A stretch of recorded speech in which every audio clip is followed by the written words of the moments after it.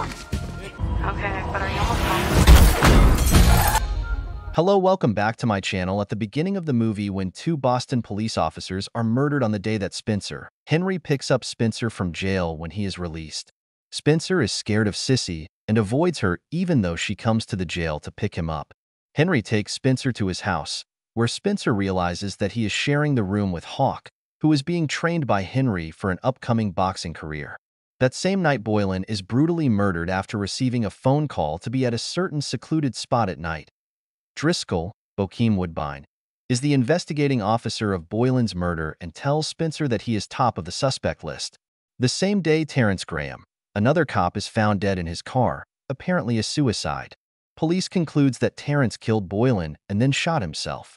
Spencer knew Terrence from Academy and knows that he was a good cop. He is not convinced. Spencer tracks Terrence's wife and finds that cops found narcotics in their apartment, which Spencer knows were planted and used to keep his wife under control. Spencer talks to Terrence's partner and finds that on the night of Boylan's murder, Terrence was in the cop bar with him. Spencer is beaten up by cops for showing up at the bar. Spencer looks at the CCTV footage from outside the bar. Hawk helps Spencer and finds that Terrence's car was used the day before to ambush Boylan at the secluded spot, and Terrence himself might not be there. At the murder scene, Spencer finds evidence that Driscoll was also there at the night of Boylan's brutal murder. Hawk and Spencer are having dinner when Hawk spots the Corvette that Terrence left in the night Boylan was killed. Someone else drove Terrence's car to the ambush scene. Hawk notes the car plate. Spencer runs the plates and finds they belong ex-Irish mob boss Bentwood, James Dumont. Spencer knows that Bentwood was connected to the murder of an activist, Elise Cassie, 5 years ago. Bentwood was threatening Elise as he was a goon for hire.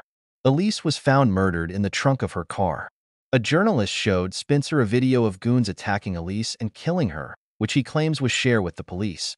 But he and the journalist are not able to figure out what Boylan, who was the chief of police, was hiding. Spencer goes to Boylan's house, finds him drunk and evidence of domestic violence, and ends up hitting him badly and gets 5 years in prison. Spencer remembers that there was an assassination attempt on him on his last day in prison. He meets Squeeb, Austin Post, who was part of the hit squad, and demands to know who ordered the hit on him. Squeeb only says, Wonderland. Wonderland is an old racetrack, which is being demolished to erect a new casino just outside of Boston. Just then, Terrence's apartment is ransacked and his wife calls Spencer. She hands over a wire, which has Terrence's last recording. The recording reveals Boylan telling Terrence that the Wonderland deal was organized by Driscoll, who was trying to cut Boylan out of the deal.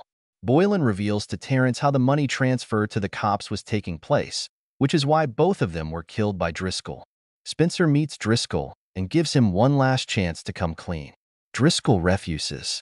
Spencer meets the FBI, but they say that Spencer does not have enough evidence against Driscoll. At his wit's end, Spencer kidnaps the drugs which was fueling the payment to the cops, which they were using to buy their share into Wonderland. Driscoll kidnaps Henry. Spencer attacks, defeats Driscoll and his men, places all the drugs and the evidence in open view, and calls the FBI to hand over everything. Terrence is cleared of wrongdoing. Thank you for watching. Please subscribe, like, and share for more movie recaps.